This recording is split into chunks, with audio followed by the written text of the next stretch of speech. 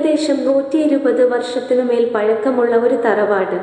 പത്മവിലാസ് കുടുംബത്തെക്കുറിച്ച് ആ കുടുംബത്തിലെ മുതിർന്ന വ്യക്തികളുടെ ഓർമ്മകളിൽ നിന്നും പറഞ്ഞു തന്ന പരിമിതമായ അറിവുകളുടെ ഒരു ചെറിയ വിവരണം. ഈ അമൂല്യമായ വിവരങ്ങൾ പുതുതലമുറയ്ക്ക് വേണ്ടി ഞങ്ങൾ ഇവിടെ കുറിക്കുന്നു.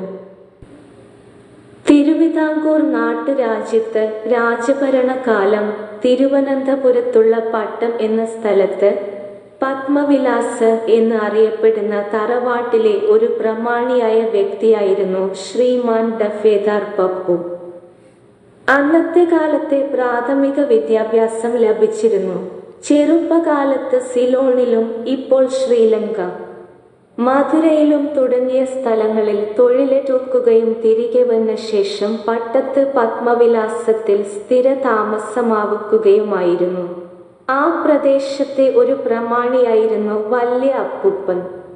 ജാതിമതഭേദമന്യേ എല്ലാവരോടും സ്നേഹത്തോടെ പെരുമാറിയിരുന്നു. നാട്ടിൽ തിരിച്ചെത്തിയ ശേഷം ബ്രിട്ടീഷ് സായിപ്പിനോടൊപ്പമായിരുന്നു ജോലി. ബ്രിട്ടീഷ് ഭരണകാലത്ത് സർക്കാർ ഓഫീസുകളിൽ ആളുകളെ തിരഞ്ഞെടുക്കുന്ന സ്ഥാപനമായ പബ്ലിക് സർവീസ് കമ്മീഷനിൽ PSC ആയിരുന്നു ജോലി ചെയ്തിരുന്നത്. അടുത്തോൺപറ്റിയ റിട്ടയർമെന്റ് ശേഷം 1-2 ബാങ്കുകളിലും ജോലി ചെയ്തിരുന്നു.